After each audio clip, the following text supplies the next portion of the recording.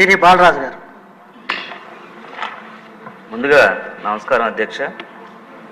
నన్ను ఈరోజు ఈ సభకు రావడానికి అవకాశం ఇచ్చినటువంటి ఉప ముఖ్యమంత్రి పవన్ కళ్యాణ్ గారికి, అలాగే ముఖ్యమంత్రి చంద్రబాబు నాయుడు గారికి, మనోహర్ గారికి, అలాగే పోలవరం నియోజకవర్గ ప్రజలకు హృదయపూర్వక కృతజ్ఞత తెలియజేస్తున్నాను అధ్యక్ష.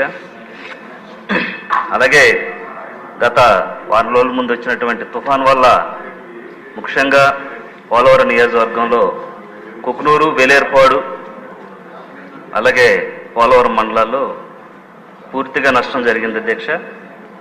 అలాగే తెలంగాణ, ఆంధ్రాకు సంబంధించి పెదవాగు ప్రాజెక్టు ఇది 2 రాష్ట్రాల మధ్య ఉంది అధ్యక్ష.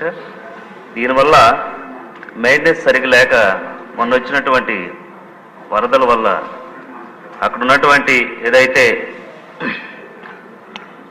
వేలేరుపాడు మండలాల్లో సుమారు 7 పంచాయతీలు, 12 గ్రామాలు పూర్తిగా ధ్వంసం అయినాయి అధ్యక్ష.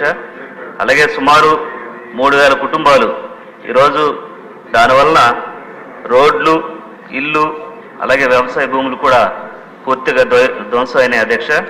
అలాగే దీనికి మన ప్రభుత్వం నుంచి వెంటనే చర్యలు తీసుకొని వారిని సురక్షిత ప్రాంతాలకు తరలించాం. అలాగే వారికి అదే గ్రామంలో భోజన సదుపాయాలు, మంచినీరు, వైద్య సదుపాయం, అలాగే వారు ఉండటానికి బరకాలు ఇవన్నీ కూడా నివాసితులకి ప్రభుత్వం ద్వారాగా వెంటనే అందించాం అధ్యక్ష. అలాగే నష్టపోయినటువంటి ఏదైతే ఈ 3000 కుటుంబాలకి మన ప్రభుత్వం ద్వారాగా వెంటనే ఆర్థిక సహాయం చేయాలని మన ముఖ్యమంత్రి వారిని కోరడం జరుగుతుంది అధ్యక్ష. అలాగే పోలవరం ప్రాజెక్టు సంబంధించి నిర్వాసితుల సమస్య అధ్యక్ష. గత ప్రభుత్వంలో 2013 భూసేకరణ చట్టం క్రింద 5 లక్షల రూపాయలు ఉన్నదాన్ని 10 లక్షల రూపాయలు ఇస్తానని హామీ ఇచ్చి మోసం చేసినటువంటి ప్రభుత్వం వైసీపీ ప్రభుత్వం అధ్యక్ష. అలాగే ప్రాజెక్ట్ని చూడటానికి కూడా అనుమతులు కూడా ఇవ్వలేనటువంటి పరిస్థితి వైసీపీ ప్రభుత్వం తీసుకొచ్చింది అధ్యక్ష. అలాగే 2014 నుంచి 2019 వరకు మన ప్రభుత్వంలో బస్సులు పెట్టి మరీ పోలవరం ప్రాజెక్ట్ని చూపించే ప్రయత్నం మన ప్రభుత్వం చేసింది అధ్యక్ష. అలాగే నిర్వాసితుల సమస్యలు పోలవరంలో వర్ణనాతీతం అధ్యక్ష. అలాగే వారికి తక్షణమే ఏదైతే మనం ఎన్నికల్లో ఇచ్చినటువంటి హామీలు ఏదైతే ఉన్నాయో వెంటనే నిర్వాసితులకి వెంటనే తప్పకుండా న్యాయం చేయాలని నిర్వాసితులందరూ కూడా భావిస్తున్నారు అధ్యక్ష. మన ప్రభుత్వం ద్వారాగా తప్పకుండా వారికి న్యాయం జరుగుద్దని అనుకుంటున్నారు అధ్యక్ష. అలాగే